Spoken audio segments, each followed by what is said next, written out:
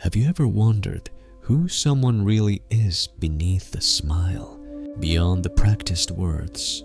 Maybe it was a friend who always said the right things online, but left you uneasy in real life, or a colleague who praised you in meetings but never backed you up.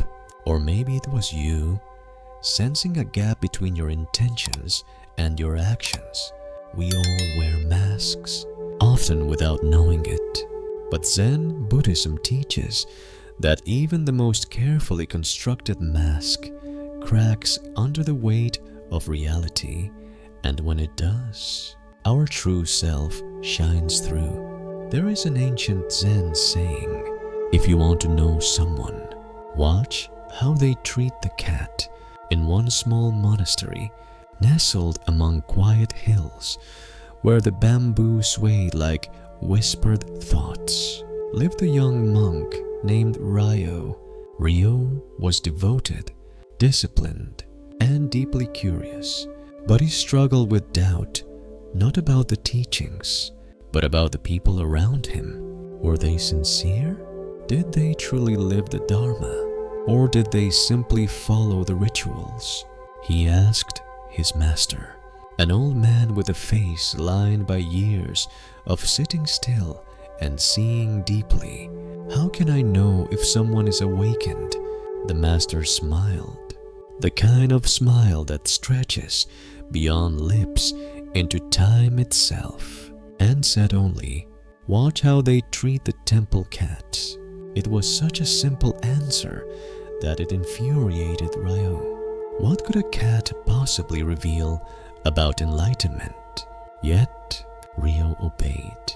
For weeks he observed. The temple cat, a small gray creature with one torn ear, wandered silently through the grounds, slipping between shadows and sunlight. Some monks ignored it, some shooed it away, irritated by its presence. A few offered scraps, and fewer still, so few knelt beside it, offering a gentle stroke or a wordless moment of companionship. And then it struck him not all at once, but in fragments. The monks who honored their chores but brushed off the cat treated the world with calculation. Their practice, though outwardly perfect, was rooted in performance. But those who paused to feed or comfort the cat, those were the ones who gave even the powerless their full presence, without reward, without recognition. That was the real test. We live in a world obsessed with metrics, followers, promotions, achievements. But Zen tells us to look elsewhere, to the unguarded moment, the unseen gesture, the way we treat those who have nothing to offer us in return. The temple cat is a metaphor. Maybe in your life, it's the janitor who cleans the hall after everyone's gone, the barista who gets your order wrong, the child tucking your sleeve when you're busy. In those moments, when no eyes are on us, we're offered the purest mirror. Rio realized that compassion isn't a performance, it's a reflex. And if your reflex is to dismiss, to hurry past, to condemn, then it's not yet compassion, it's conditional kindness. He began to notice it in himself. One morning, as he passed the kitchen, he saw a worker struggling to carry a heavy basket of rice. He hesitated. He was late for zazen. For just one breath, he debated. But then he turned back. He lifted the basket without words and walked beside the cook. In that quiet act, he felt something shift, not a lightning bolt, not an epiphany, but a subtle alignment, as if his outer action and inner self had bowed to each other in recognition. From that day on, Rio stopped judging the enlightenment of others. He focused on his own practice, not in the meditation hall, but in the hallway, the garden, the kitchen. He began to see each moment as a test, not one he had to pass, but one he could meet with honesty. And that's the beginning of our journey, Zen. Buddhism teaches that our real character is revealed not when we're being watched, but when we believe we're alone in the way we treat the powerless, the quiet, the invisible. We expose our truth. We may never know if someone's words are sincere, but if we watch what they do with their power, how they move through the world when no reward is expected, we see something deeper.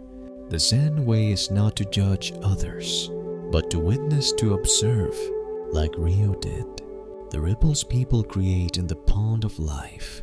You don't need to become a monk to try this. Just start watching.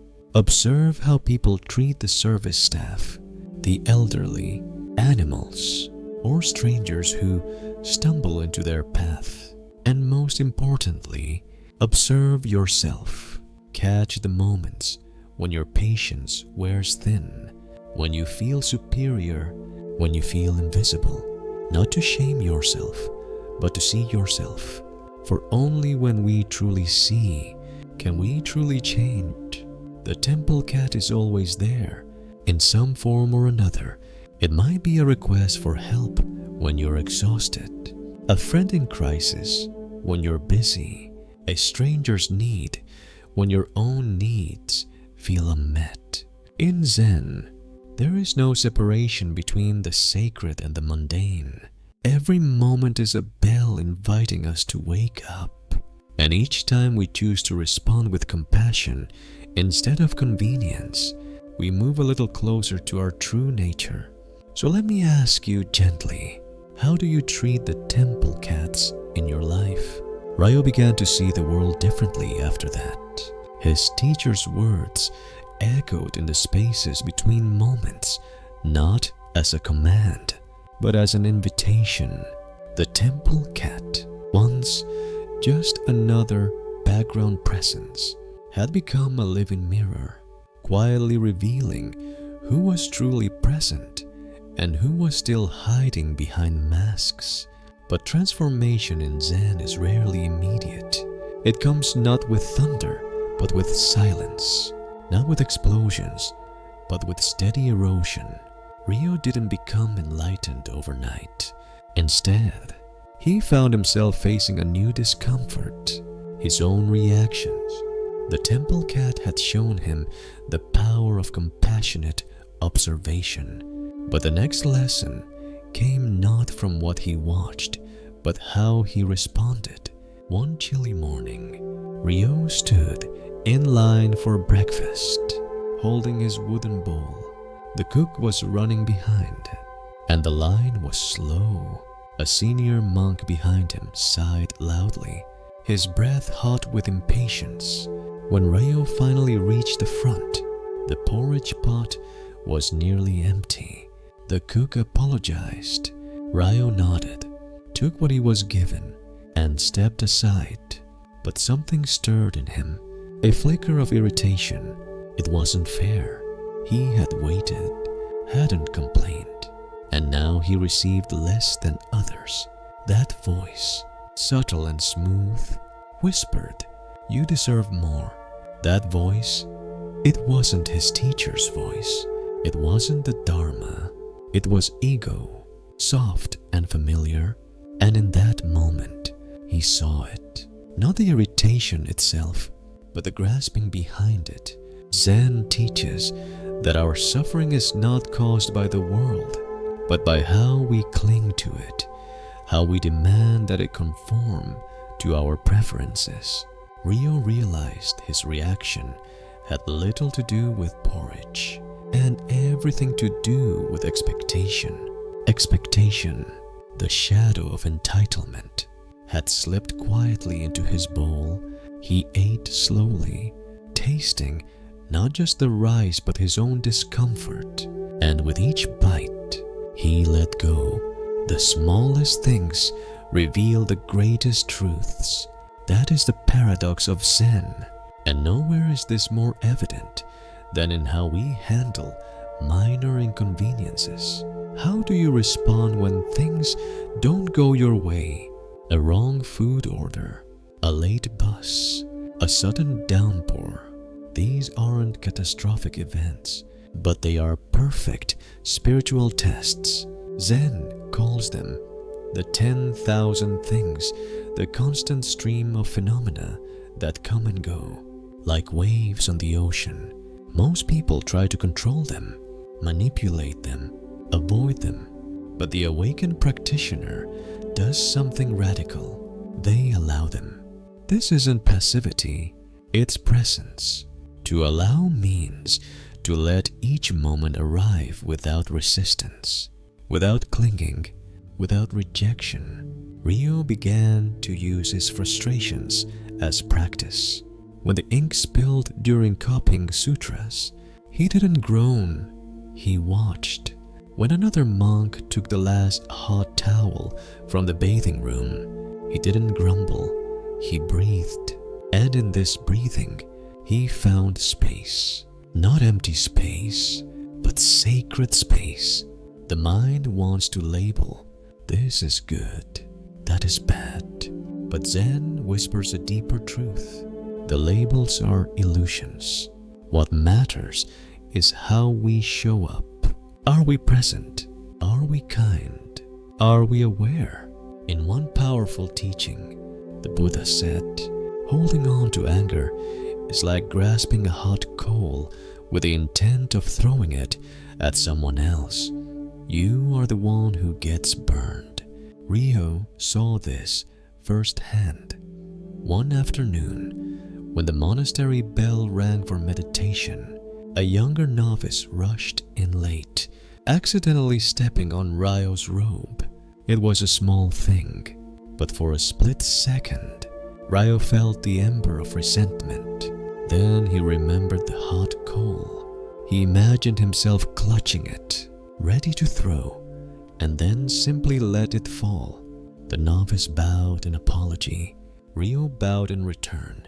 Nothing more was needed. Let's pause here, not to break the story, but to invite you into it.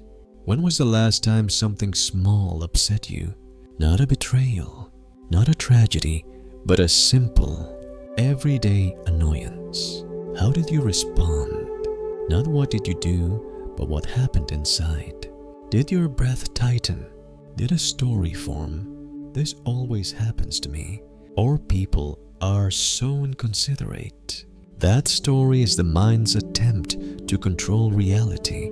Zen teaches us not to silence that story, but to see through it.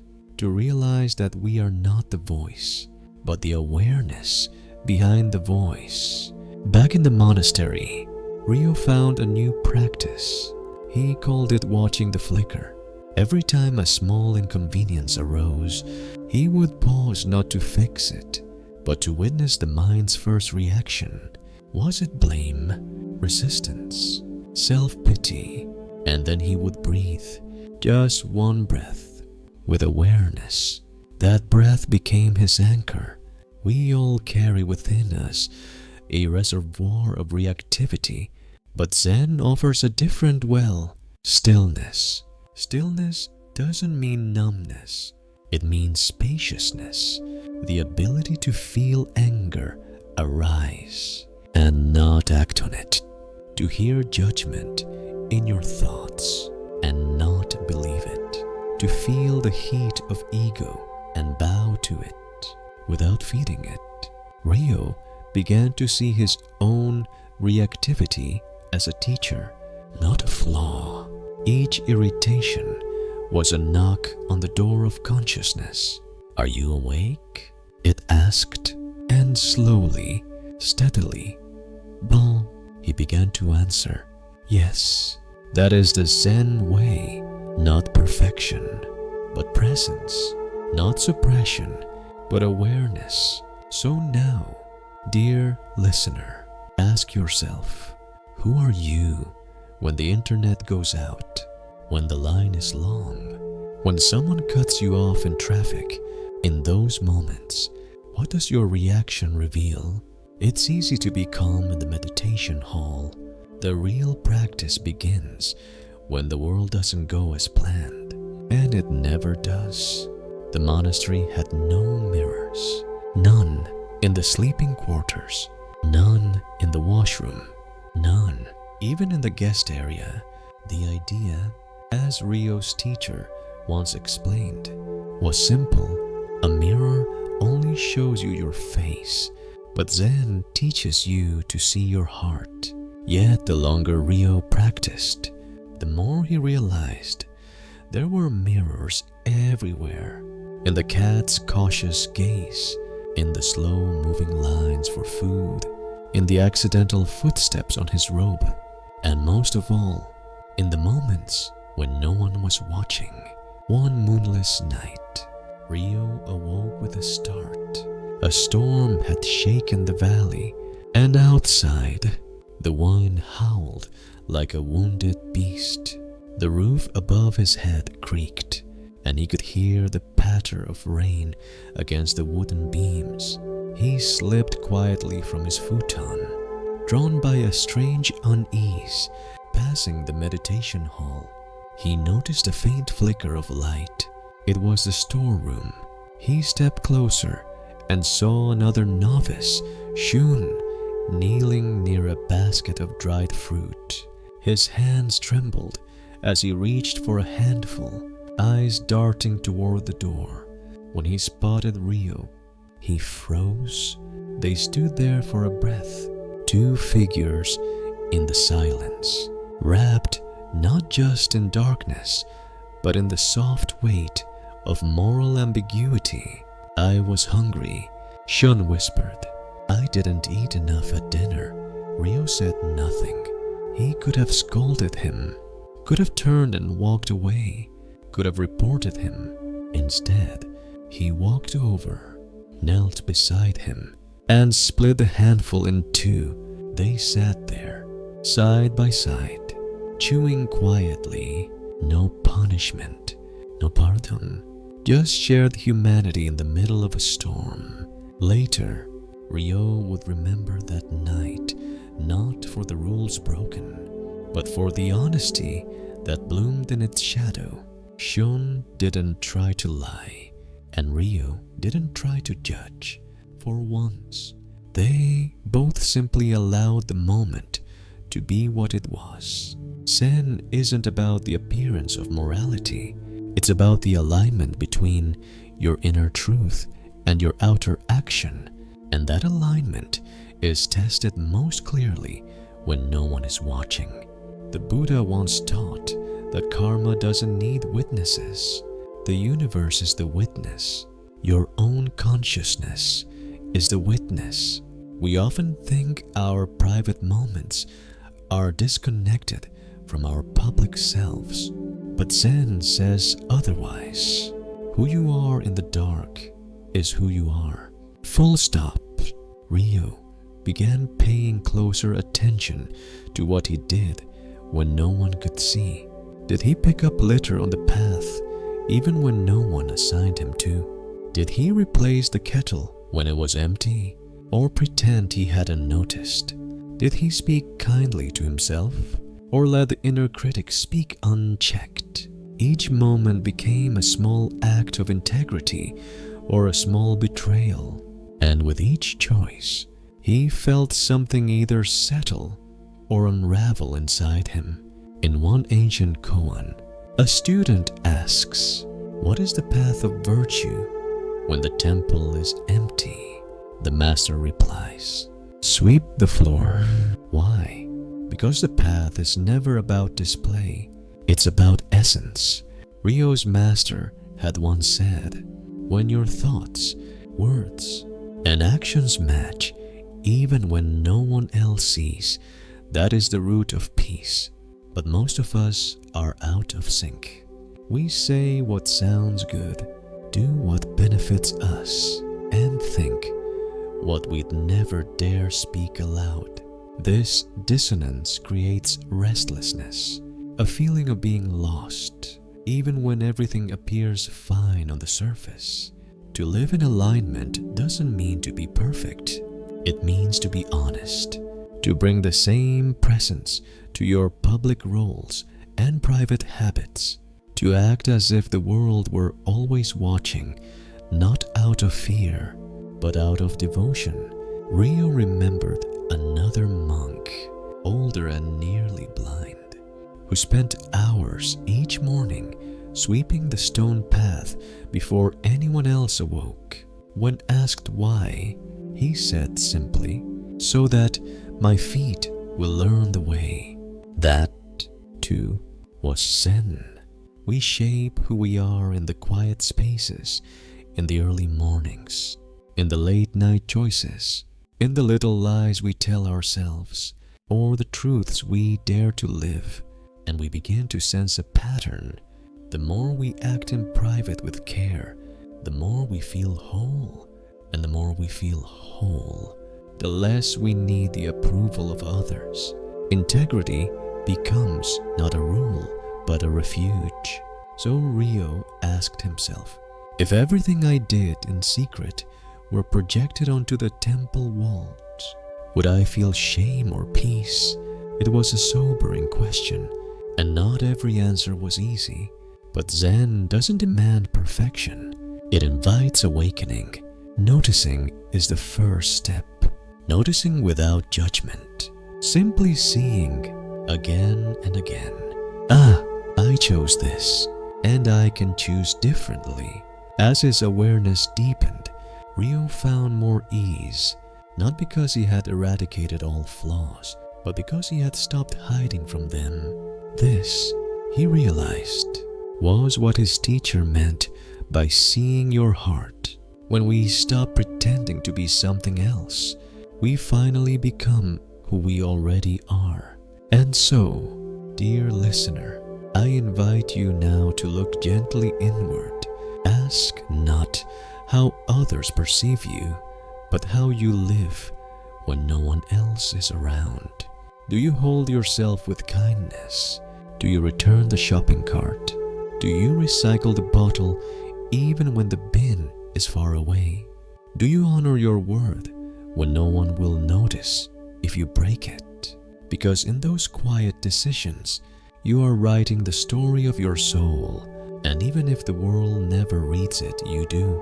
The day began, like many others, with the sound of the bamboo clapper echoing across the courtyard. Monks stirred from their beds and moved silently toward the zendo, the meditation hall, their robes swaying like slow waves in the early morning mist. But Rio was not thinking about the morning bell. He was thinking about a broken promise.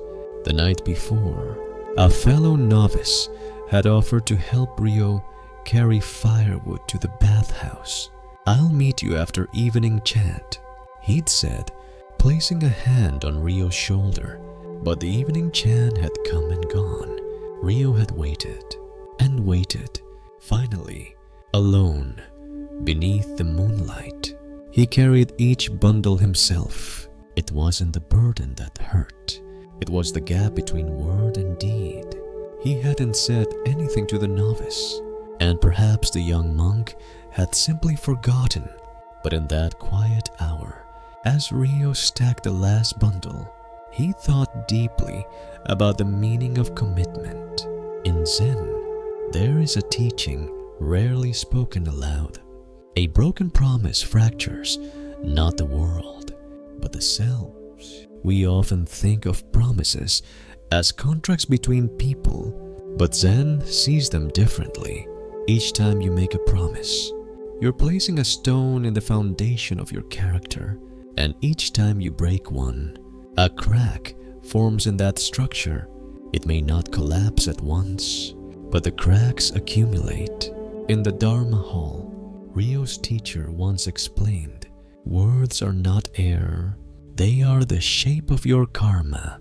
That day, Rio watched the monks around him more carefully, who kept their word without reminders, who arrived when they said they would, who offered their time freely and then made excuses when that time was inconvenient.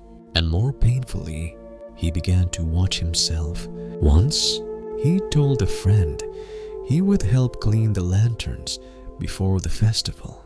But a sudden nap had seemed more inviting by the time he arrived.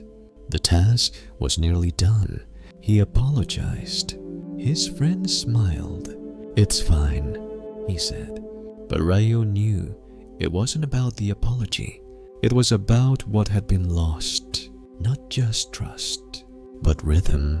Zen thrives on rhythm. The discipline of zazen, the flow of rituals, the harmony between words and actions. When you promise and deliver, something sacred aligns inside you. When you don't, even with the best excuse, that alignment falters. Zen teaches that right speech is more than not lying. It is the conscious weaving of word and action. In one old parable, a merchant comes to the Buddha and asks, "How do I build trust with others?" The Buddha replies, "Do as you say, even when no one asks, and say only what you will do, even when it is hard." We often think of broken promises as harmless. Things happen, plans change, I forgot. But what happens again and again is a weakening of inner clarity.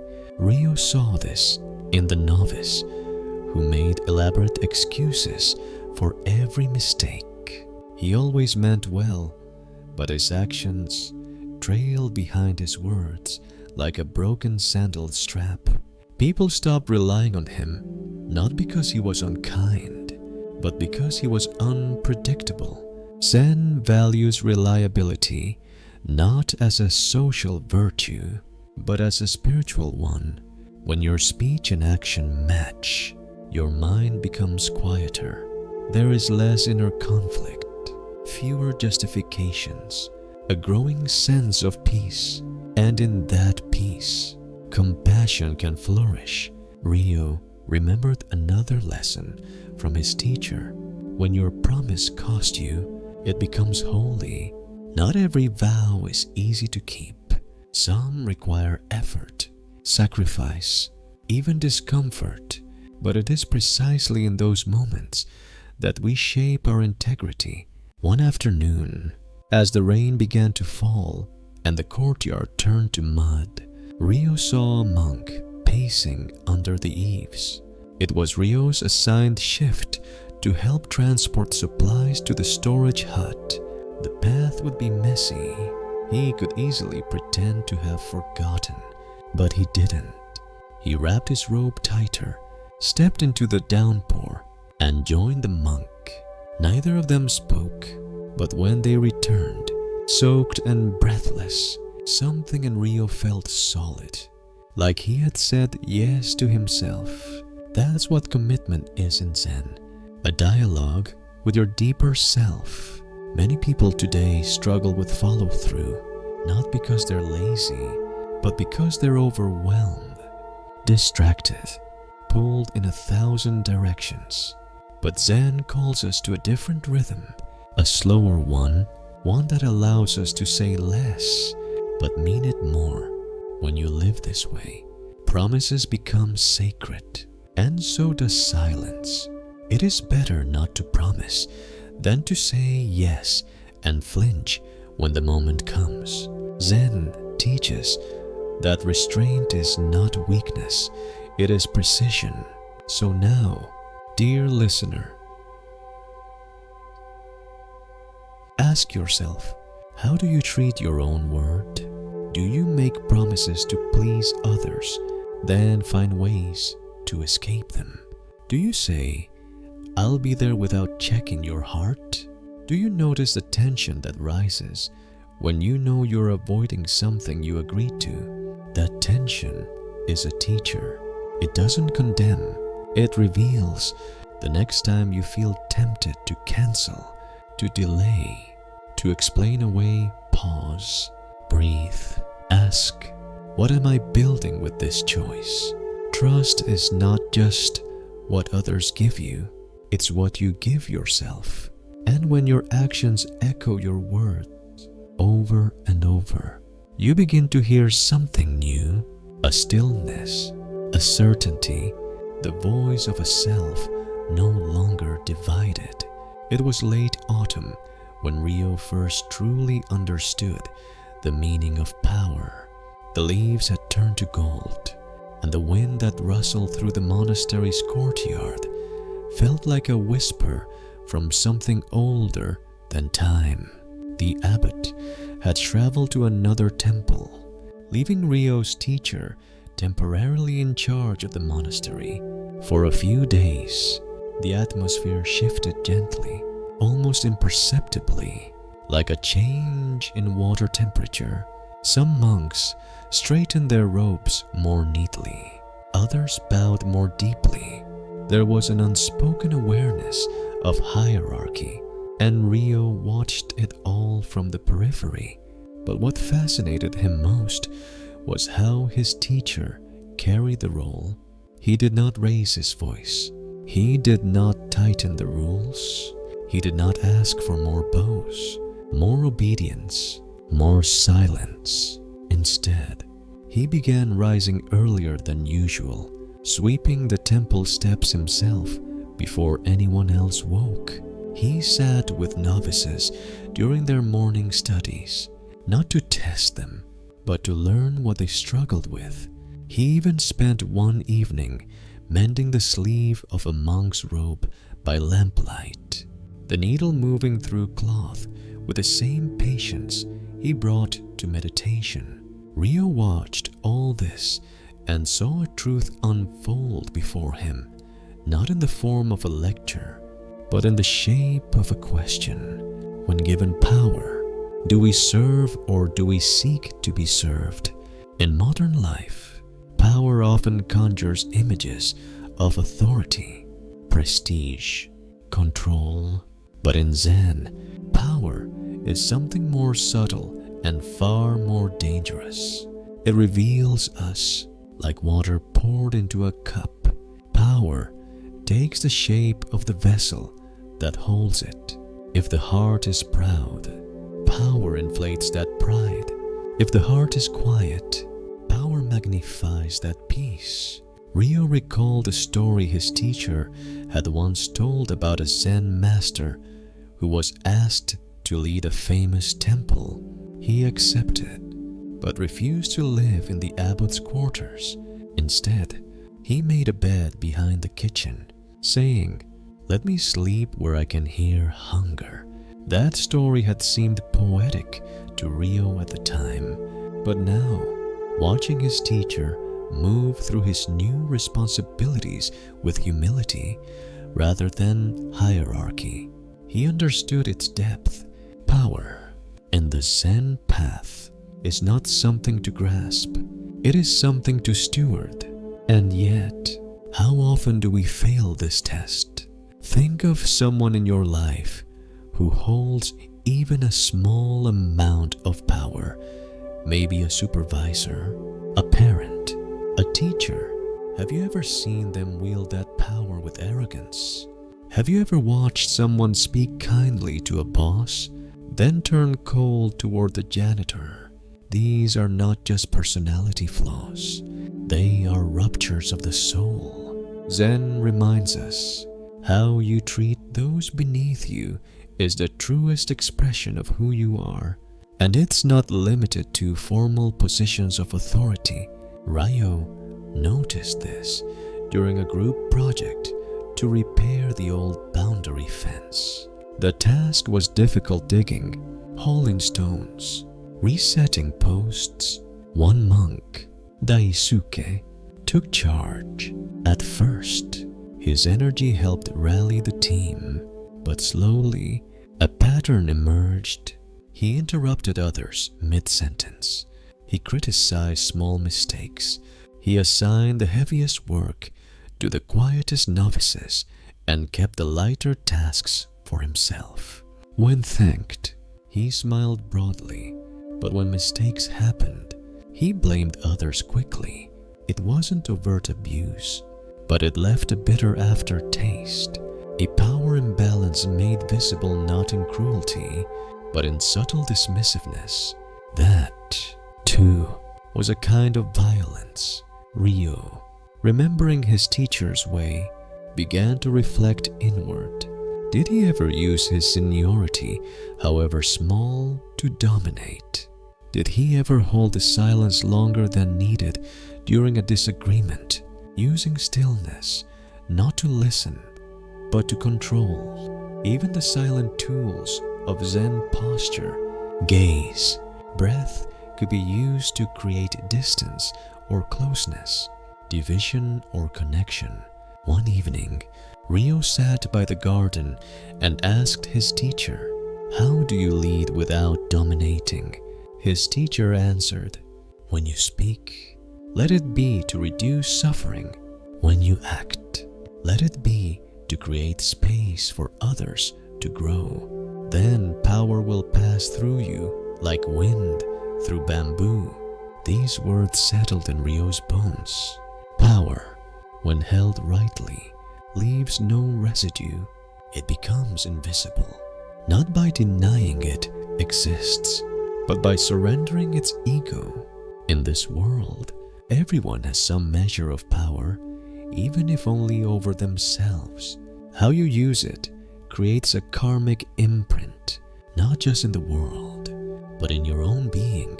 And so Rio began a new practice, watching not just others, but himself in every dynamic. Did he interrupt others, believing his point was more important? Did he withhold praise out of subtle competitiveness? Did he ever dismiss someone's suffering as not spiritual enough? These questions weren't accusations, they were lanterns, shining into hidden corners. Zen does not seek to eliminate power, it seeks to harmonize it with compassion. And the simplest test of this is, after people interact with you, do they feel smaller or larger? In this way, Zen leadership becomes less about guiding others and more about refining the self. Each moment of influence is an opportunity not for control, but for surrender, because ultimately, true power isn't control. It's presence, not dominance, but dignity, not fear, but freedom. And so, dear listener, ask yourself gently, where in your life do you hold power? Over a child, a pet, a co-worker, a partner? How do you use that power? Do you uplift or do you withhold? Do you lead with fear or with freedom? Remember, power does not corrupt, it reveals, and what it reveals depends entirely on the quality of your inner stillness. The rains came suddenly, draping the hills in a shroud of mist and shadow.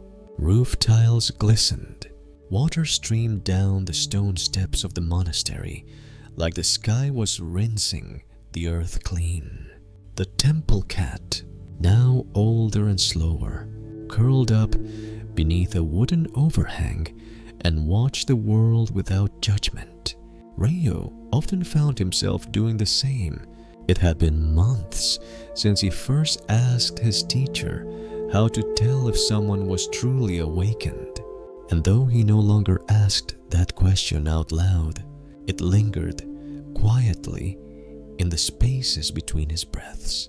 One day, during the rain's brief pause, Rio was asked to guide a new novice named Sota. He was young, barely old enough to have left home, with wide eyes and a nervous energy that made his robes rustle even when he stood still. Rio remembered being like that once. Sota followed Rio through his daily routine, cleaning, meditating, carrying water. But what Rio observed was not Sota's diligence. It was how he treated the temple cat. He avoided it, flinched when it came near, never cruel, never hostile, but uncomfortable. distant. That night, Rio thought deeply about what that discomfort meant, not just for Sota, but for all of them. The temple cat had become something more than an animal. It had become a measure of presence. Zen isn't about perfection. It's about attention. And the cat revealed who was truly paying attention. When Rio had first arrived at the monastery, he too had ignored the cat. He was too busy memorizing sutras, perfecting his posture, getting everything right. But the teachings had always been in front of him, not on scrolls, but in the soft, slow blink of the cat's eyes, in its patience, its complete acceptance of each moment. Zen often speaks in riddles, but this one was clear. Enlightenment doesn't begin with silence in the sendo. It begins with stillness in the heart. One morning, Rio sat on the steps with a bowl of rice and shared a few grains with the cat. It licked his fingers slowly, then curled into his lap without hesitation. In that simple act, he felt a deep resonance, a warmth, not just in the body, but in the soul. The cat, like so many quiet presences in life, asked for nothing. It did not flatter or judge. It simply was, and it revealed, through the reactions it triggered, the quality of your own being. Rio began to watch more than just the cat. He watched how monks held a broom, how they listened to one another, how they responded when asked to repeat a task. Every moment was a mirror. Every response was a koan. One afternoon, during chores, a bucket tipped over. Water spilled across the floor.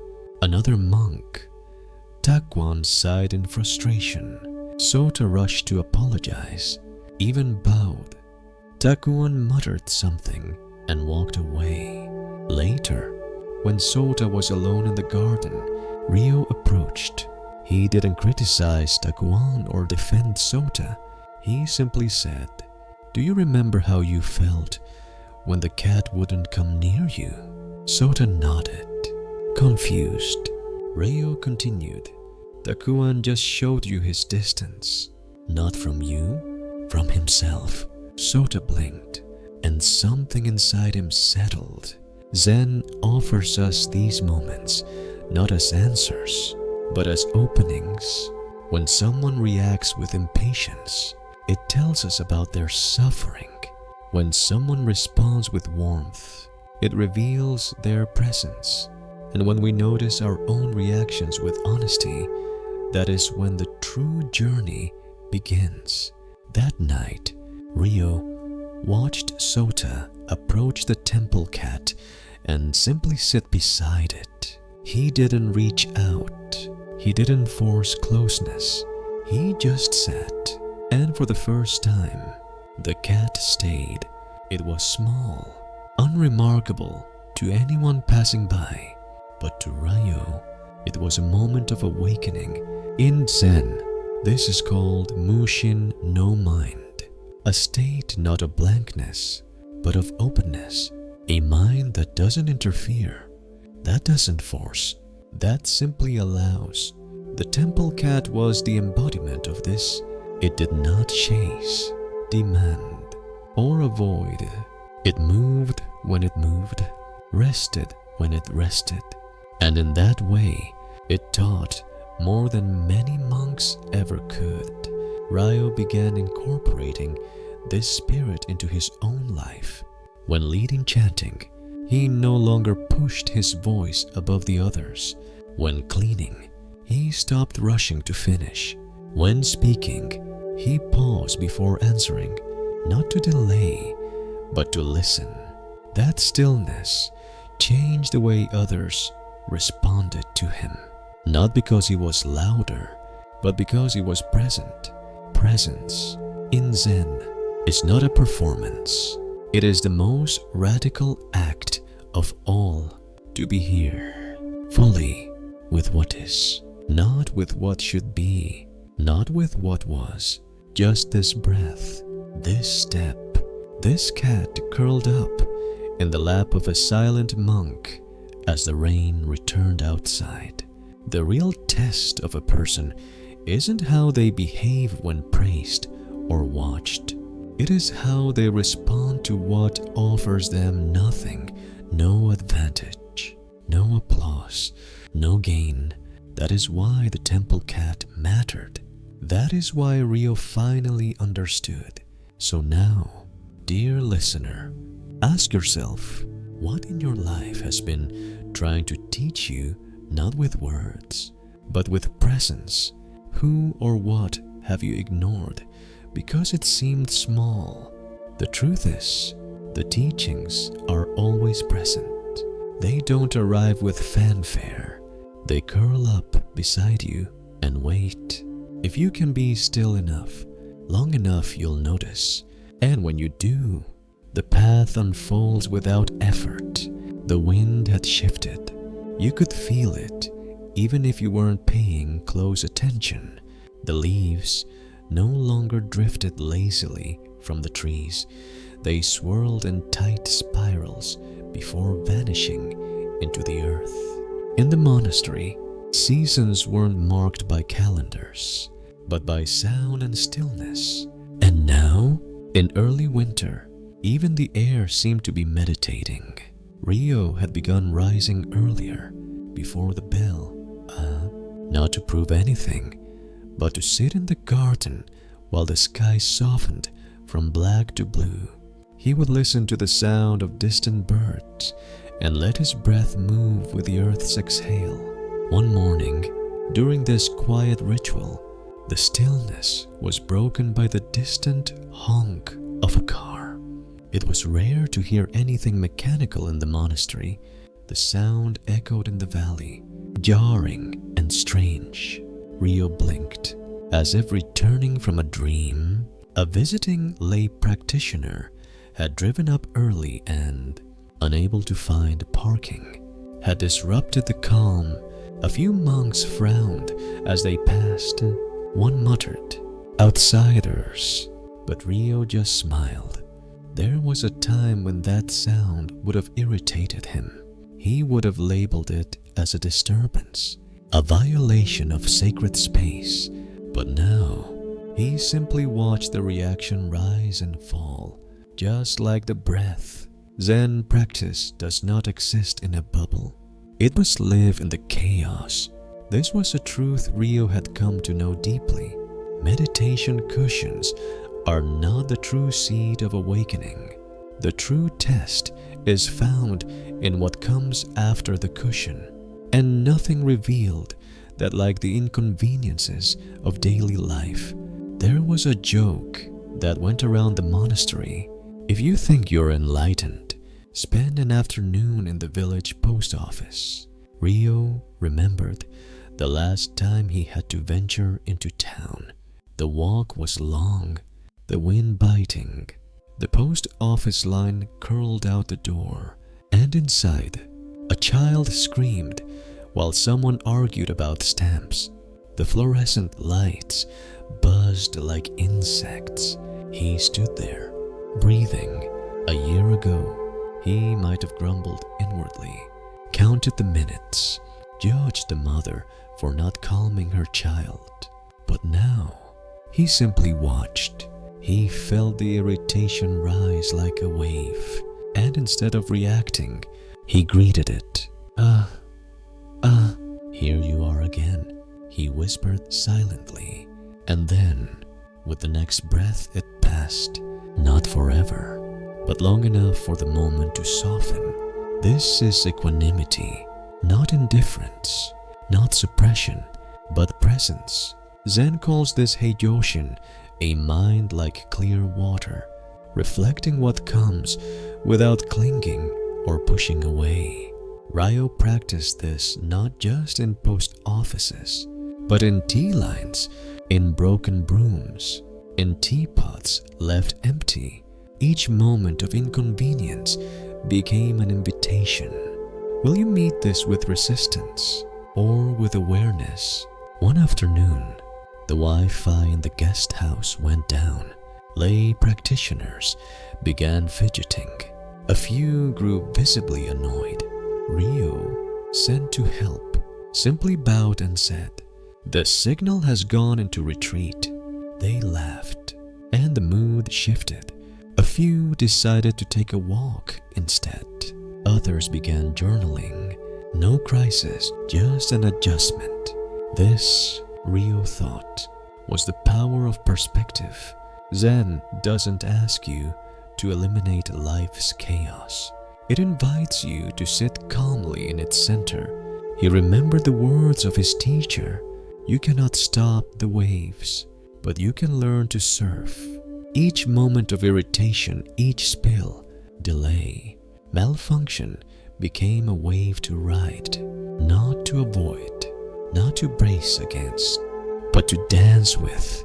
And so, Rio trained himself to welcome the unexpected. When his tea spilled on fresh ropes, he smiled and let them dry slowly in the sun.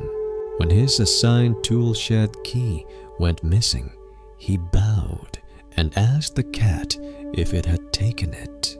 When the toilet flooded for the third time in a week, he laughed, rolled up his sleeves, and cleaned, not to earn merit, not to impress, but because each of these moments held a seed of freedom.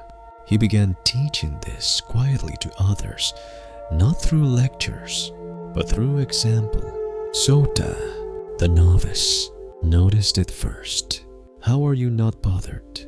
he asked one morning after the compass pin tipped over again. Rio paused, brushing banana peels off his sleeves. "I am," he said gently, "but I don't fight being bothered." Sota frowned. "Then what do you do?" "I bow to it," Rio said, "and then I keep sweeping." The idea puzzled Sota, but that evening, when the rain began to fall just as he finished hanging the laundry, Rio saw him stand still, look up at the sky, and smile through wet robes. This, Rio thought, is how practice spreads. In Zen, there is no separation between inner life and outer life. The way you stir your tea is a reflection of your state of mind. The way you respond to traffic is a glimpse into your spirit. There was once a Zen master who said, "Before enlightenment, chop wood, carry water. After enlightenment, chop wood, carry water." But Rio now understood the secret. It was never about the water. It was about the mind that carried it. So now, dear listener, look at your day not as a to-do list, but as a series of invitations. When the line is long, can you feel your breath? When the coffee is cold, can you smile? When someone interrupts, can you listen before reacting? These small inconveniences are not obstacles to your peace. They are the path to it. Let them teach you. Let them show you your unguarded self. And then, gently, lovingly bow to it. The sun had dipped lower in the sky, casting long, delicate shadows across the gravel paths of the monastery. Each step Rio took crunched gently beneath his sandals, the sound soft but grounding. His days now flowed like the river below the mountain, unrushed, clear, and aware of every stone in its bed. But he hadn't always walked this way. There had been a time when he moved quickly, not out of urgency, but from the tension of his own mind. In those early months, his feet had been quiet, but his thoughts had been loud. And it had been a janitor who revealed this to him. Rio had just completed a difficult chore, scrubbing the soot from the incense pots used in the main hall. He was tired, sweat clinging to his neck, hands raw from the wire brush, As he rounded the corner to return the cleaning supplies, someone bumped into him. Water sloshed from the bucket. A sponge dropped. It was the janitor, an older man from the village who came twice a week to help maintain the facilities. His eyes widened as he bowed deeply. "I'm sorry, truly sorry." Rio's first instinct had been to scowl, to mutter a cold "be careful," to let his fatigue license his impatience. But he didn't. Instead, he looked at the man's face, creased not with arrogance, but weariness. And in that instant, he realized the man had done nothing wrong. It had been an accident, one that could have happened to anyone. And then came the deeper realization. It was not the janitor who had disturbed his peace. It was Rio's own, clinging to control. The Buddha once said, "With our thoughts, we make the world." And Rio, in that moment, saw just how much of his own suffering had been self-constructed. After the janitor bowed, Rio bowed even deeper. "No harm done," he said, with sincerity. That single moment echoed far beyond its size. It became a kind of bell that rang through his consciousness whenever he felt that old reflex, returning the urge to blame, to lash out, to protect the fragile ego, because that's what it was. Ego, the part of him that wanted to be in control, the part that believed things should go his way, that when they didn't, someone must be at fault. Zen teaches that anger is often just pain wearing armor, but underneath, there's always something tender: fear, disappointment, exhaustion. From that day on, Rio paid closer attention to these moments, not to suppress them, but to study them. When the door creaked endlessly in the wind, when a novice tracked mud through the hall, when the teacup cracked in his hands, he didn't try to stop the feelings. He watched them, as if from a distance, curious and calm. This became his new practice, the observation of irritation. He began to call it the second breath. The first breath was always reactive, tight, shallow, agitated. But the second breath, that was where choice returned. That was where he could shift from automatic to aware. And slowly, things began to change. He no longer raised his voice. Even when things went wrong, he started arriving early to help others complete their chores. Not because he had to, but because he wanted to reduce their burdens. And he noticed something else. Others around him began to change too. One monk, who had always seemed curt and competitive, began softening during their interactions. Another, who had once avoided responsibility, now stepped in quietly when no one was watching. It wasn't Rio's words that influenced them. It was the absence of resistance in his presence. Like a pond so still, others could see themselves in it. And that, he realized, was the hidden power of emotional equanimity. Not just being calm, but becoming a field in which others could find their own stillness. In one teaching, the Buddha said, "Hatred does not cease by hatred. It ceases by love." But love in the Zen path is not always grand or poetic. Sometimes it is simply not snapping back. It is holding the moment long enough for wisdom to enter. And this wisdom showed up again weeks later when the temple hosted a festival. Visitors flooded the grounds, children laughing, elders chanting, tea boiling, sweets handed out freely. In the rush of preparation, tensions flared, instructions were misheard, trays were dropped, shoes were scattered at the Zendo entrance like autumn leaves. Rio was helping to guide guests when someone brushed past him, knocking his tray of tea to the ground. Scalding liquid soaked his sleeve. The cups shattered. The novice who bumped him froze in terror. I wasn't looking," he stammered, panic rising. Rio met his eyes and took the second breath. "It's only tea," he said, gently shaking the drops from his hand. The novice bowed, near tears, but Rio simply smiled. "It's already past."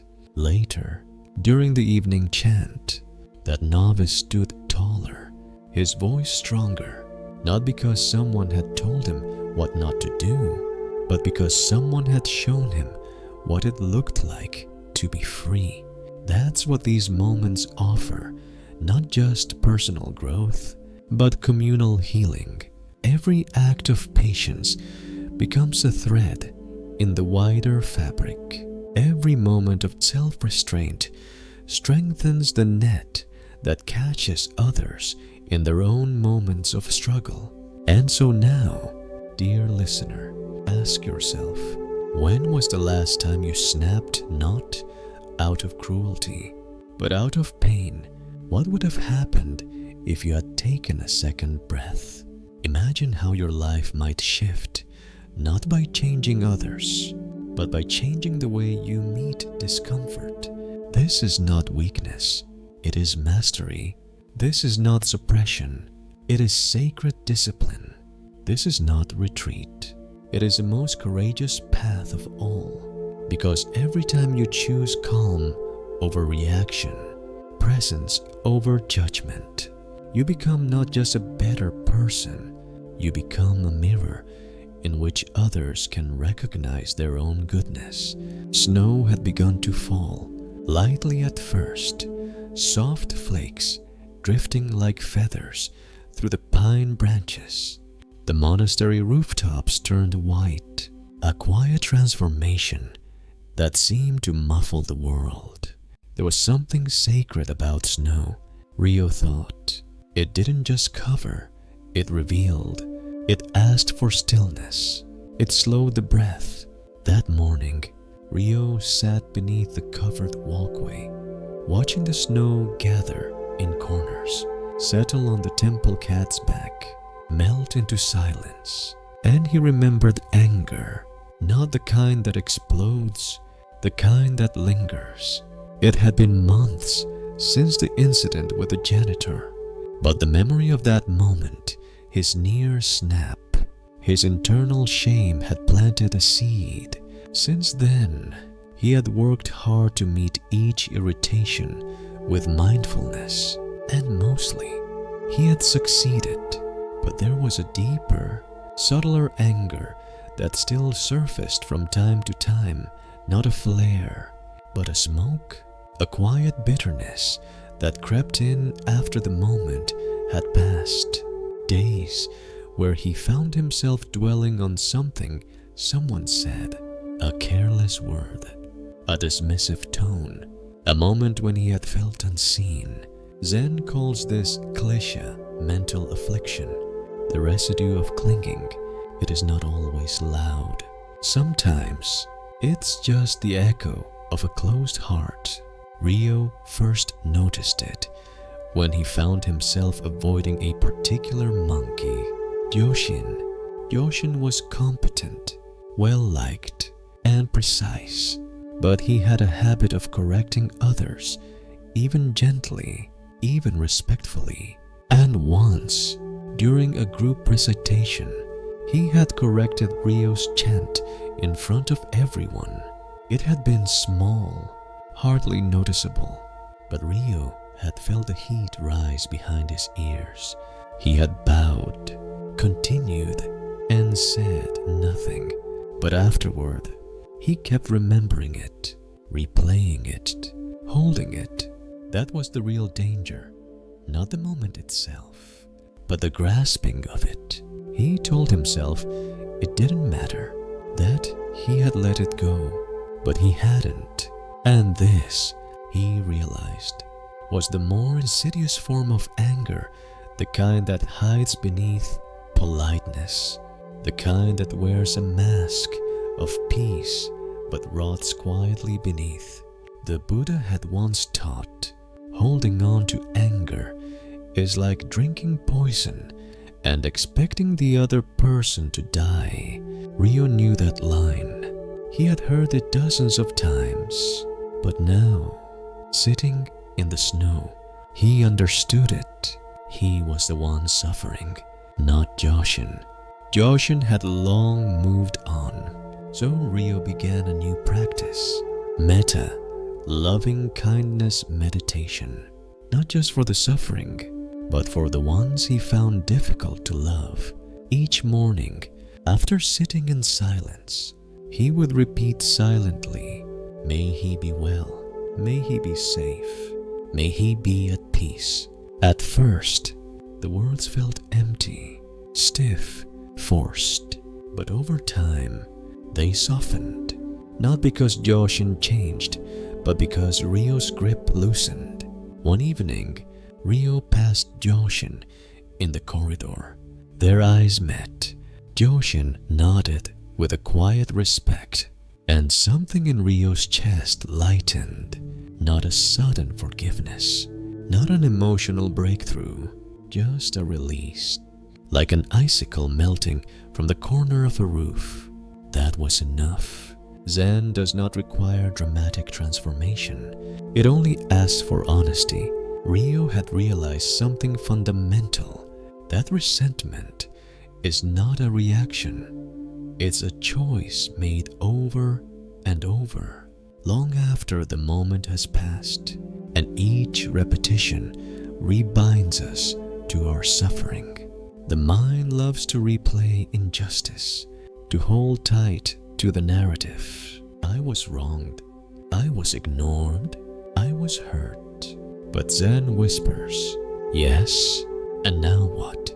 Because clinging to the story becomes its own form of pain. So Rio began watching himself more carefully, not just in moments of frustration, but in the aftermath. Was he replaying, rehearsing comebacks in his mind, imagining what he should have said? These, too, were forms of attachment. He began to treat them like clouds. Notice, name, let go. Here is the voice of self-pity, he would think.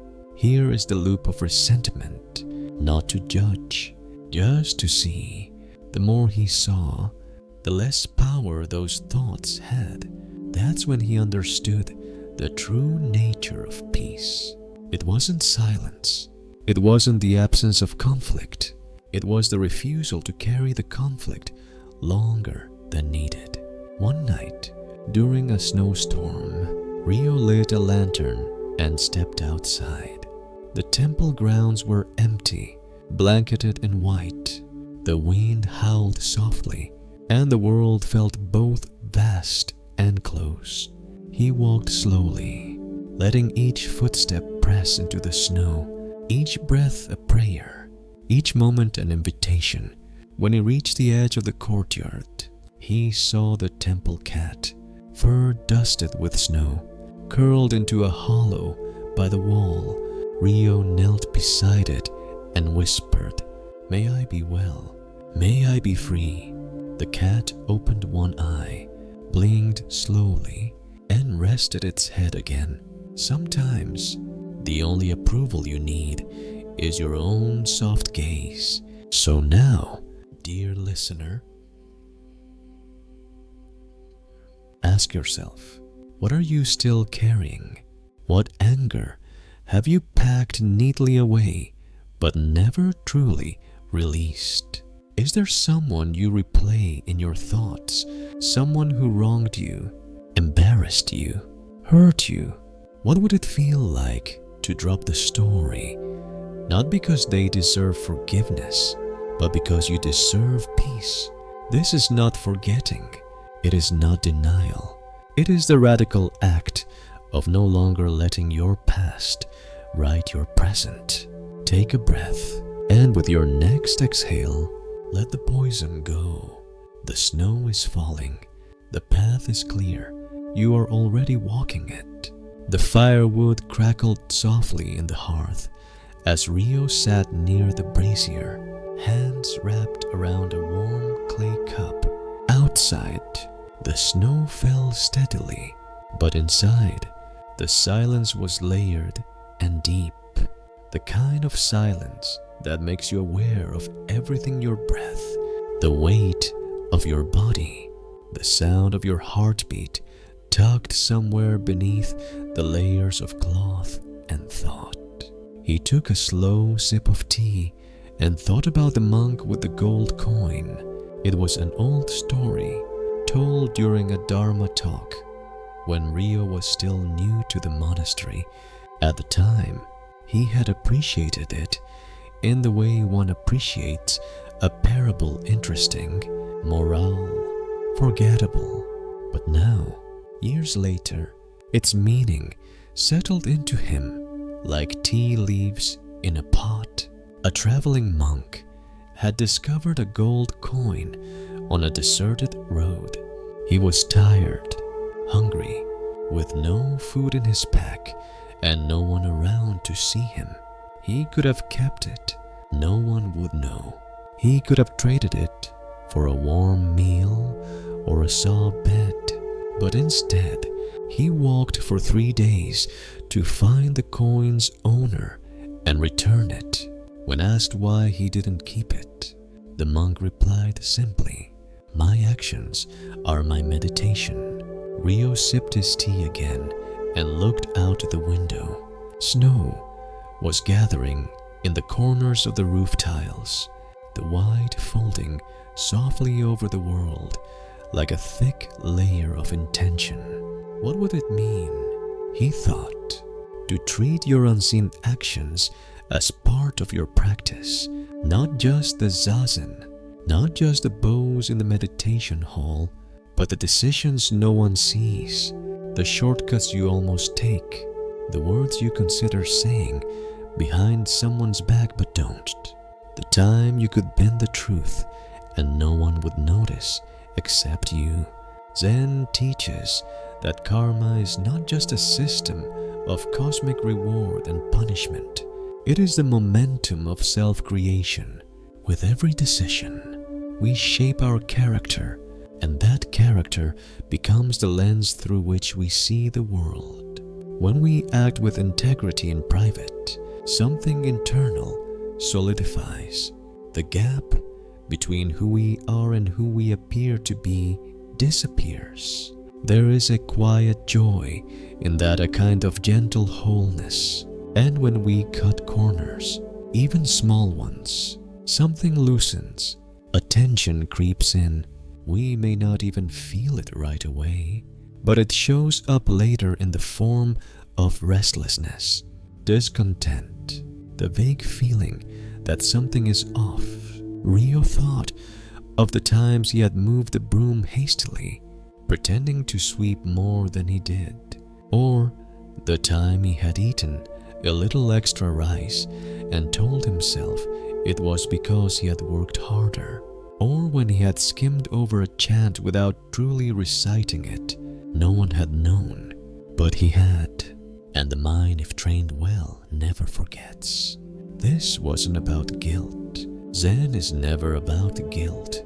It's about attention, awareness, the sacredness of every moment, especially the ones that seem disposable. As the fire warmed his hands, Rio thought about the invisible gifts in life, the acts of quiet goodness that go uncelebrated, the gentle smile to a stranger, the garbage picked up when no one's watching, the patience offered to someone in distress. These are not grand gestures, but in Zen, they are everything.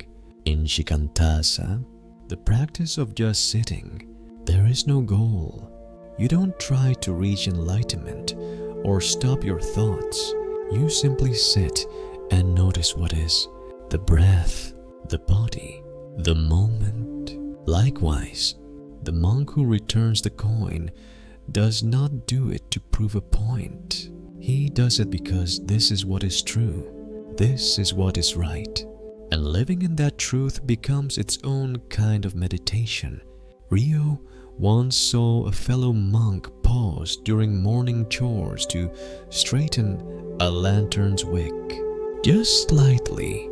No one else noticed, but Rio did. And in that moment, he saw the monk's entire practice laid bare, not in grandness, but in care. We are not what we pretend to be when others are watching. We are what we do when we believe we are alone, and we are never truly alone. Zen teaches that awareness itself is a companion. Call it Buddha nature, call it the inner witness, but it is always there, gently asking, "Who are you right now?" Rio finished his tea and stood slowly. He placed the cup down with both hands, mindful of the sound it made. Even this was part of the practice. He thought of the world outside the monastery, the endless scrolling, the filtered images, the curated personas. So much effort to appear, so little training in how to be. But here, now, the practice was simple, not easy, but simple. Act as if each choice shapes the person you will wake up as tomorrow, and it does. Later that day, a visitor arrived unexpectedly. She was elderly, frail, her hands trembling as she bowed. She had come to make an offering, a small bag of persimmons, nothing grand. But as she extended the bag, Rio noticed something. She had walked through snow, up a long hill, just to give a gift to monks she did not know. No one had seen her journey. No one had applauded her arrival, but there was peace in her eyes.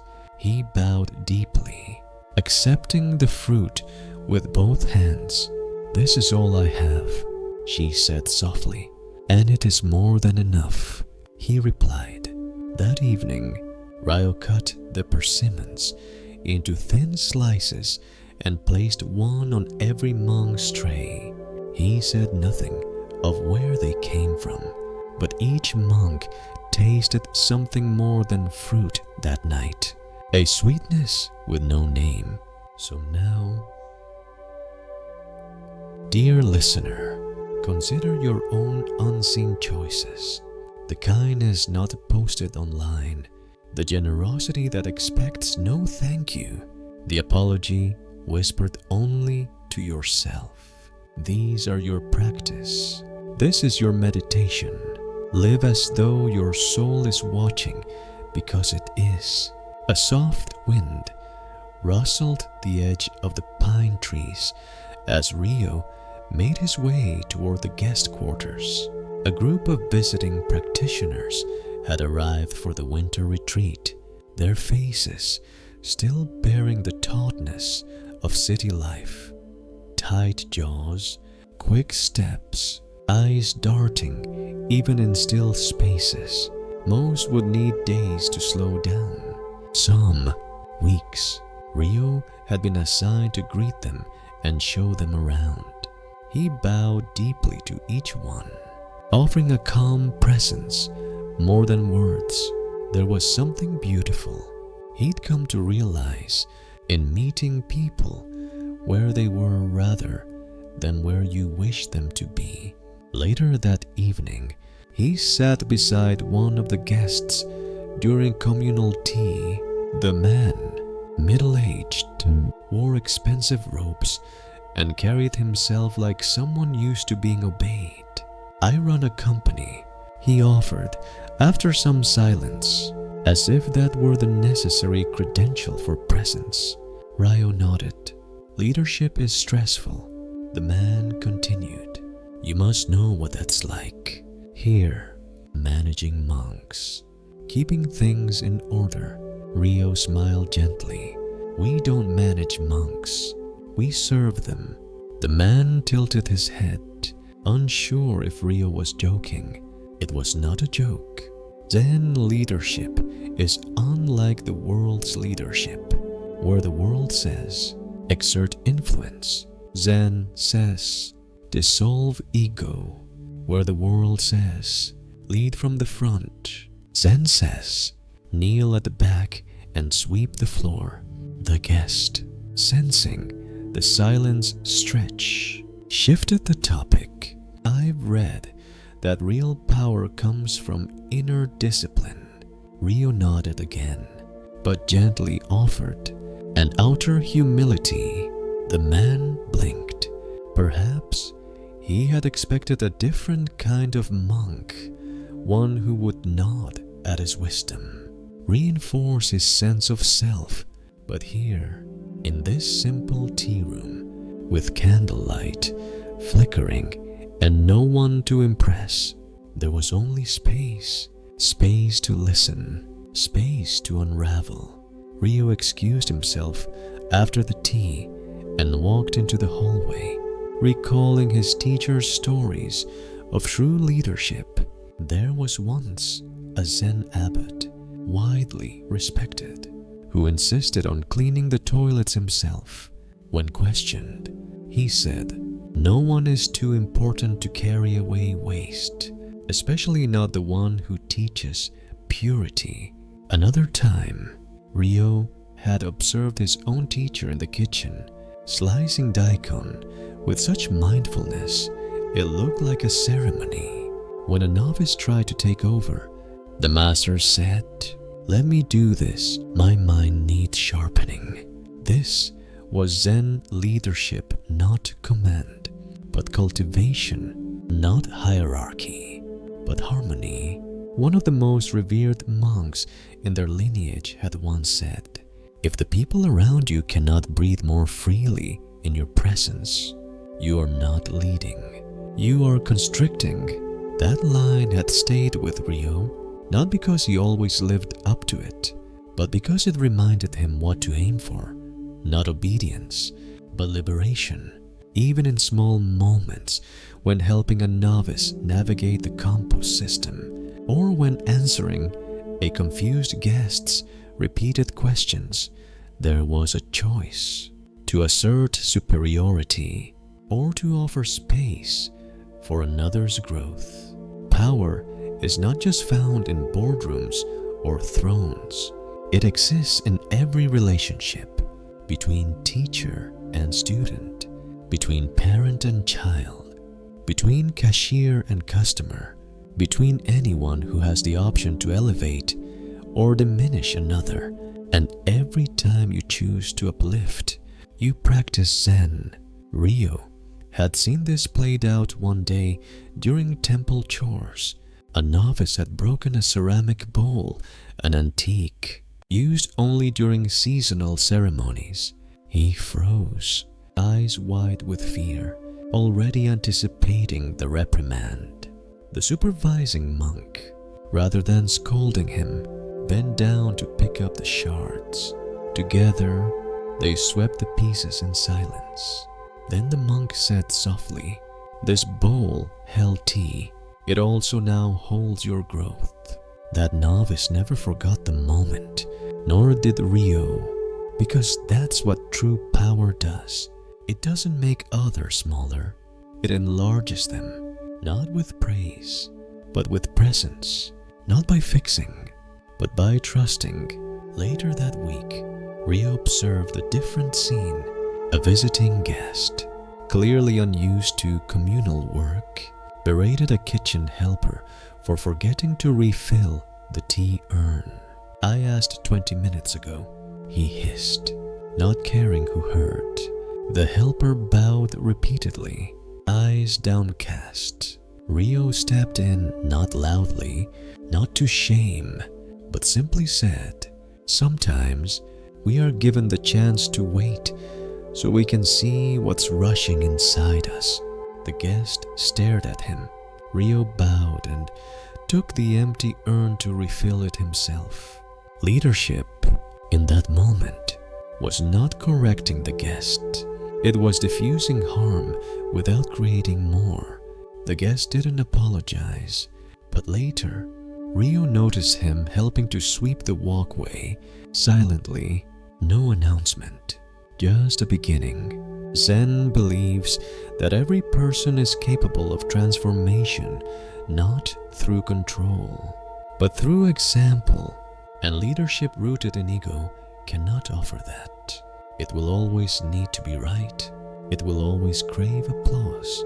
But leadership grounded in emptiness, in Mushin, no mind has nothing to protect, and so it offers everything. Dear listener, consider your own life. Where do you hold quiet power? Maybe you lead a team, or raise a child, or answer emails from strangers. Maybe you teach, maybe you serve, maybe you listen to someone who speaks too much. In each of these places, your energy shapes the space. Are you building trust or defending image? Are you creating stillness or scattering it? Ask yourself, when people leave your presence, do they feel more centered or more judged? Your leadership is not defined by your title, but by your tone. And if you are unsure, look at the quietest person in the room, the one who rarely speaks. They will show you the truth, because real power, when held with humility, ripples through the unnoticed places. It shapes how others lead when they have the chance. It builds a lineage of presence, and in that way, you become not just a leader, you become a transmission of the Dharma itself. A soft drizzle covered the courtyard with beads of silver. Each drop caught briefly on stone or wood before disappearing into the earth. Ryo stood under the eaves, broom in hand, watching the rain gather along the roof's edge. He had just finished sweeping, but the wind had scattered pine needles again across the path. He could sweep them or not. It wasn't about tidiness anymore. It was about the relationship between intention and moment, between awareness and action. He stepped into the rain. As he swept, he recalled something his teacher once told him. Blame is the subtle language of separation. At the time, it had confused him, but now, years into his practice, it made perfect sense. Blame builds a wall. Responsibility builds a bridge. And too often, we use blame like a shield against shame, against discomfort, against the hard truth that things don't always go the way we planned, and not always because of someone else. Rio had once been a master of subtle blame. When tools were missing, he silently faulted the last user. When instructions were unclear, he blamed the teacher. When his meditation felt distracted, he blamed the noises, weather, anything but the quiet resistance inside him. Zen reveals these habits not with judgment, but with light. And when you start to see clearly, you can no longer pretend not to know. One winter morning, Rio had been responsible for preparing the incense for the altar. In his haste, he misread the proportions and burned too much. The thick smoke clouded the zendo, and several monks had to open the windows mid-meditation. No one scolded him, but his cheeks burned. The first impulse had been to say, "I copied what the last person did," but he didn't. Instead, after the meditation, he stood, bowed, and said, "I was careless. I'll do better." No defense, no story, just truth. That evening, his teacher said only, "Now the air is clear," and Rio understood it wasn't about the incense. It was about his own clarity. In a world that teaches us to dodge blame, Zen teaches us to stand still within it, not to suffer, but to witness. The ego fears blame because it fears the collapse of image. But the self that is not attached to image has nothing to collapse. Rio began to notice how often people avoided responsibility through stories. The guest who explained away his lateness with traffic, then with confusion, then with the fault of the gatekeeper. The monk who claimed the broom was broken, then missing, then wrongly assigned. Each story was a layer between self and truth, and Zen, compassionate but unsparing, asks us to peel those layers back. There was a practice Rio began on his own. Every evening, he would sit quietly and ask himself one question: where did I hide today? Not physically, but in speech, in action, in silence.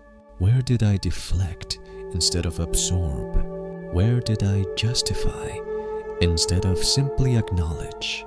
And the answers, when honest, became his real teachings. One day, a novice came to him in tears. She had forgotten her assigned duty to prepare the altar flowers. It wasn't the mistake that distressed her, it was the shame. Rio listened, then said gently, "Can you sit with the mistake without turning away?" She looked confused. He continued, not to punish, just to feel what it's like to be human and imperfect and still whole. She sniffled, then nodded. This is the gift of responsibility when embraced without blame. It doesn't diminish us, it frees us. And when we take full ownership of our lives, not as a performance, but as a practice, our words soften, our judgments loosen, our relationships deepen. Rio remembered his own journey, how long he had clung to the idea that he was only as good as his behavior, that mistakes meant failure, that failure meant unworthiness. But Zen taught him a different path, that mistakes, when met with awareness, become wisdom, and responsibility, when owned with humility, becomes strength. It is not the absence of error that defines our practice, but the presence of sincerity. Later that week, Rio saw Sota, now more confident, bow deeply after misplacing the garden tools. He didn't offer excuses. He simply said, "I rushed and didn't double check. I'll fix it." Rio smiled. The Dharma had entered him not through lectures, but through lived experience. The temple cat brushed against Rio's leg just then, reminding him that presence needs no defense. So now, dear listener, I ask you gently, where are you still telling a story instead of holding the truth? What would it feel like to say, "I was wrong," without shrinking? To say, "I don't know," without embarrassment? To say, "I forgot," without disguise? And most of all, to say, "I will try again," with full-hearted sincerity. This is not weakness. This is the strength of awakening, and the world, aching under the weight of blame, desperately needs more of it. You don't have to be perfect. You just have to be present. There was an early morning hush across the monastery, the kind of silence that didn't feel empty but full. Rio stood by the stone well, pulling water for the kitchen, feeling the cold wood of the bucket's handle against his skin. The rope creaked, the pulley whispered, and the water rose like breath rising from the belly of the earth. This was one of his favorite chores. It was simple, repetitive, necessary, and more than anything, it taught him what Zen had been saying all along, that practice isn't just what you do on the cushion. It's what you do in the smallest things. pull the bucket, set it down, wipe the handle dry. Each gesture becomes a meditation, not because you are thinking less, but because you are being more. Rio thought back to a younger version of himself, one who used to rush through these tasks to get to the real part of training, the chanting, the koan study, the formal zazen. But now he saw it all differently. When you fold a robe with full attention, you are practicing. When you scrub a floor without resistance, you are meditating. When you wash a bowl with both hands, not thinking of what's next, you are in alignment. It is not the size of the action that makes it sacred. It is the depth of your presence within it. Zen calls this ichigyo zamai, complete concentration in a single act, the art of giving yourself wholly to whatever you're doing, whether it's sweeping a floor or bowing before an altar. And when you live this way, the line between spiritual and ordinary disappears. One afternoon, Rio watched an old nun polish a wooden beam with a cloth. She wasn't doing it to clean it. The beam was already clean. She was doing it for the beam itself, for the joy of care. He asked her later, "Why do you polish something that's already shining?" She smiled and said, "It shines more when I do." There was no pride in her words, only peace. That's what Zen brings, not grand enlightenment, but subtle refinement, like mist smoothing the surface of a lake, like wind brushing the dust from a windowsill. Ryo began experimenting with this. He'd take the long way to deliver water, just to walk more mindfully. He slowed his tea preparation, not as a performance, but as an offering. He listened without planning what to say next, and something curious began to happen. He felt more rested, even on days when he worked harder. It was as if by not resisting the moment, he conserved energy. This, he realized, was what Zen calls effortless effort. Not laziness, not detachment, but the kind of wholeheartedness that doesn't burn you out because it moves with life, not against it. He started sharing this with others, especially the novices. "Don't rush the broom," he'd say. "Let it teach you how to move."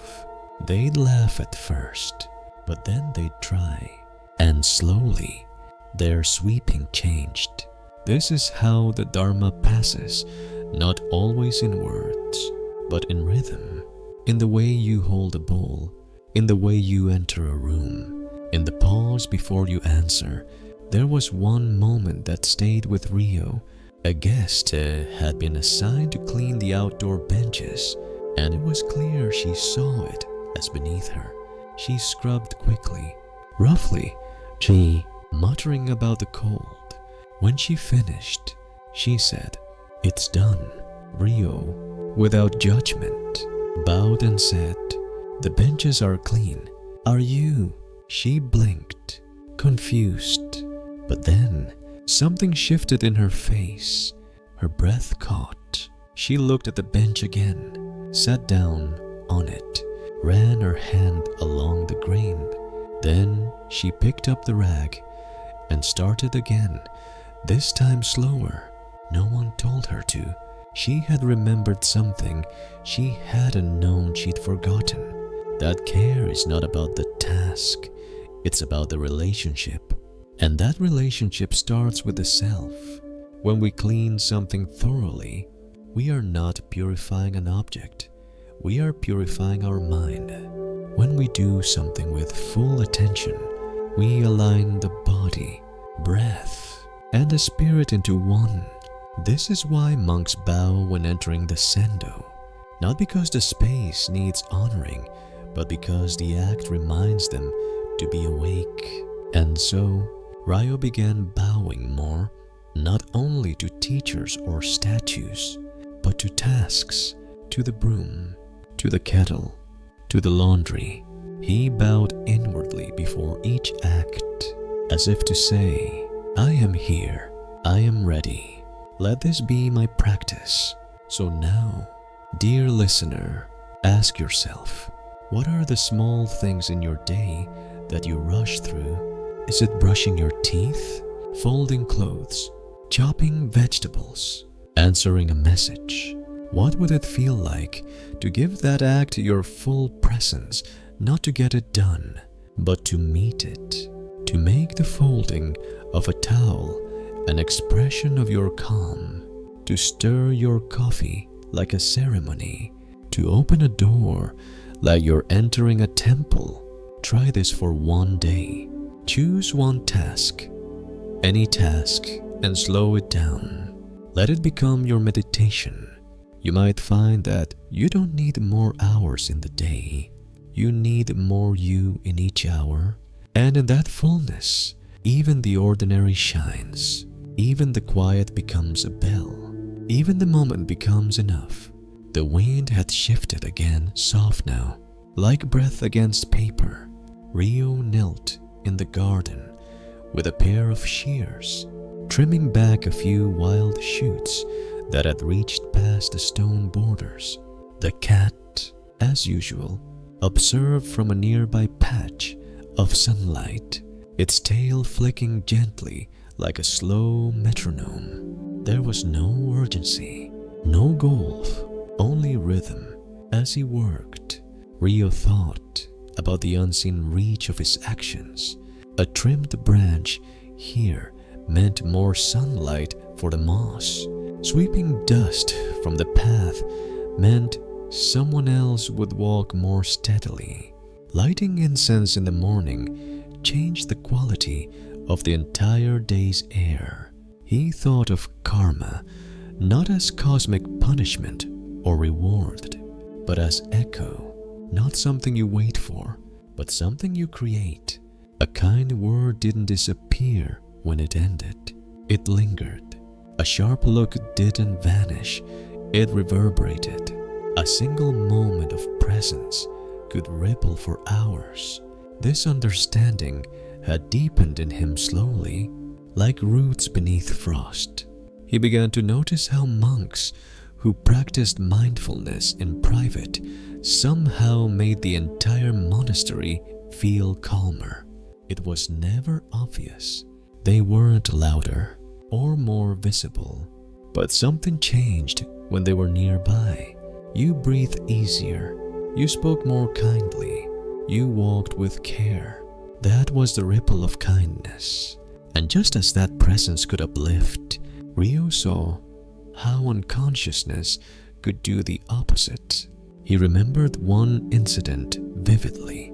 A senior monk, usually reserved and composed, had snapped at a novice during the preparation for a ritual. The words weren't cruel, but they were sharp enough to cut. The novice apologized, bowed, and carried on. The senior monk walked away quickly, but the air didn't clear. The tension sat there unspoken, sticky, waiting. Later that evening, during silent sitting, the novice's breath was tight. He fidgeted more than usual. Rio, sitting beside him, could feel it, not just the discomfort, but the wound that had quietly grown larger in silence. The next morning, the novice skipped breakfast. Rio found him in the library, staring blankly at a page. "Do you want to walk with me?" he asked. The novice nodded. As they walked the forest path behind the monastery, Rio didn't offer advice. He didn't repeat Dharma teachings. He just listened. After a while, the novice whispered, "I know it wasn't meant to hurt, but it did." Rio nodded. "Some wounds are small," he said, "but if we carry them quietly, they still shape how we walk." That was the power of unconscious harm. not just in its size, but in its silence. We imagine karma as something dramatic, tied to major events, but the most significant ripples often come from the smallest drops.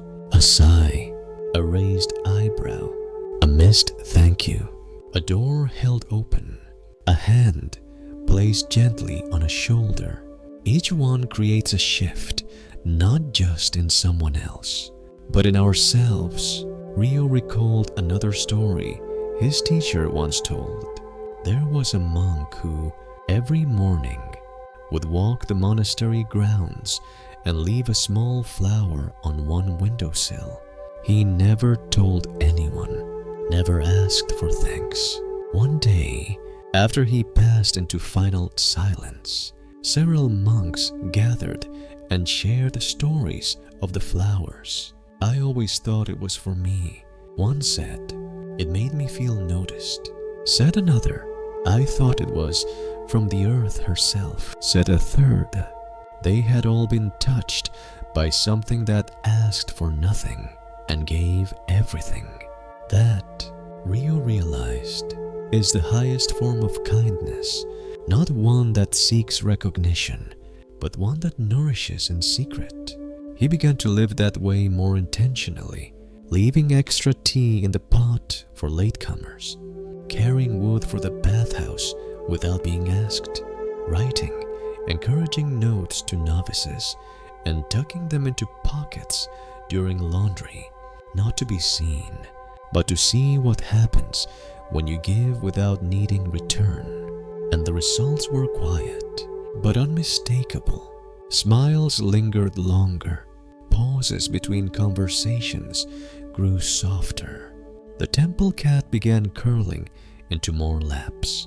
Zen has no doctrine of mission, no scoreboard of good deeds, but it does have presence, and presence, when infused with kindness, reshapes the world invisibly.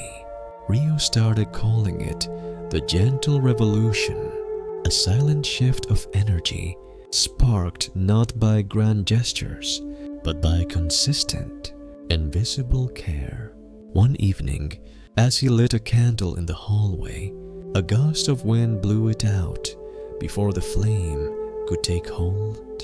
He smiled, cupped the flame again, and relit it. Sometimes, that's what kindness is trying again, not because it failed, but because the world is full of wind and your light matters. So now, dear listener, ask yourself, where have you created ripples today? Was it in the way you entered the room, the way you said goodbye, the tone in your text, the look you gave when you thought no one noticed? Everything counts. Every action echoes. Every silence speaks. You don't need to change the world with force. You change it by showing up over and over with intention, with care, and with a mind that bows to the sacredness of each moment. Plant a seed, even if you'll never see the tree. Light the candle, even if someone else will walk by its glow, because you never know when your small kindness will become someone else's path home. Dawn broke gently over the hills, a pale gold unfolding across the distant ridge like the slow opening of a flower. Frost glistened on the edges of the stone lanterns, and the first bird song pierced the cold silence with a note so clear it felt like a bell inside the body. Rio stood at the edge of the veranda, hands tucked into his sleeves, watching the world begin again. This was the last day of winter retreat. The visiting practitioners would soon pack their bags, offer bows, and return to the cadence of the world beyond the temple gates. Some would stay changed for days, a few for years, and perhaps one or two forever. But Rio knew the truth. The deepest transformation doesn't arrive with fireworks.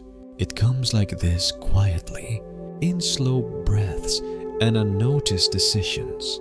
It comes when you stop running from yourself. As he turned from the veranda to begin his final chores of the day, Polsi, he passed the temple cat resting in a patch of sun that had crept in through the corridor. The cat opened one eye and blinked slowly. Rio paused, bowed slightly, and smiled. He remembered everything. He remembered his early questions. How do I know who's real? How do I see someone's true nature? He remembered the answer. Watch how they treat the cat. He remembered the janitor, the spilled tea, the second breath. He remembered the anger that lingered like smoke and how it finally dissolved with a whisper of compassion. He remembered what power looked like when held gently, when used to serve rather than control.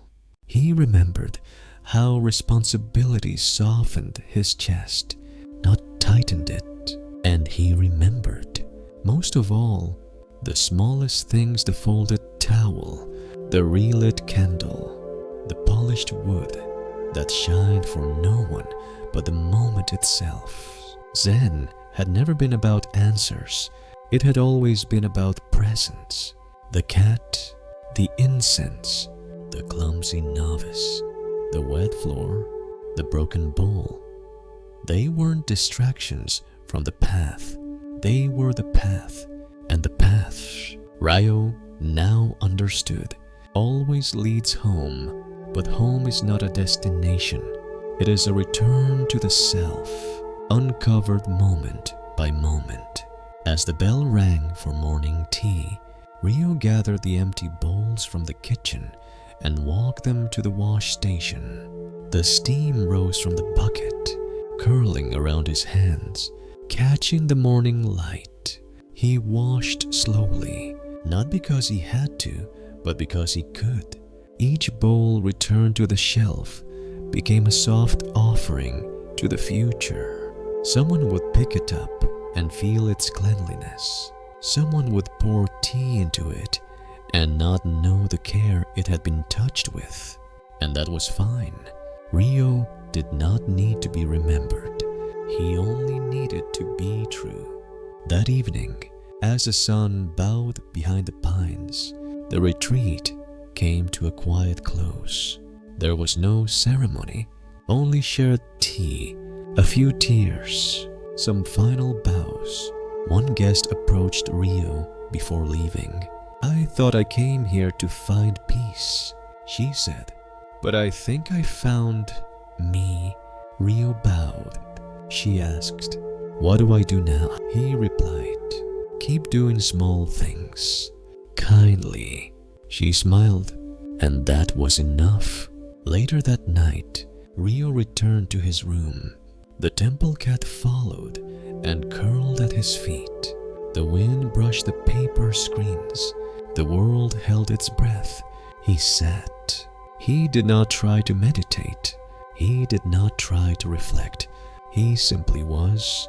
And in that being, he felt no separation, no distance between his breath and the wind, between his thoughts and the cat's steady purr, between the day and the moment, between himself and the teachings.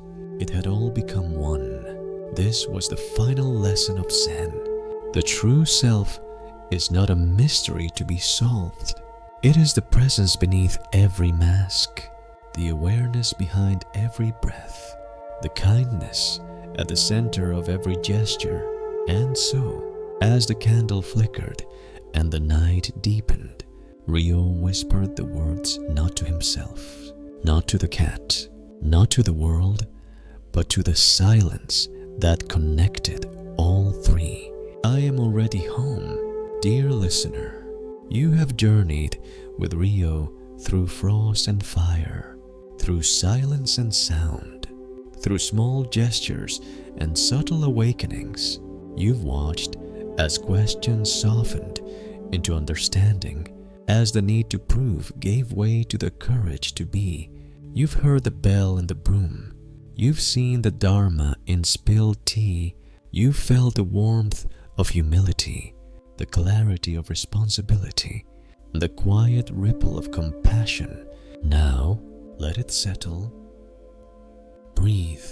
The lessons aren't separate from you. They never were. They live in your hands as you reach for a cup, in your steps as you walk into the next room, in your voice when you choose kindness instead of certainty. You don't need to climb a mountain to find peace. Just pause. Just return. Again and again. You are already enough. Let this story become your own, not through memory, but through practice, through presence, through patience. And as you return to your life, its chaos, its beauty, its mess, and its music, carry this truth gently with you. Small things, done kindly, change everything. Let your actions be your meditation. Let your breath be your teacher. Let your days become the path. Thank you for walking with us. Share your reflections in the comments if you feel moved. And if the story touched you, please subscribe to support more moments of quiet truth from our temple to your heart.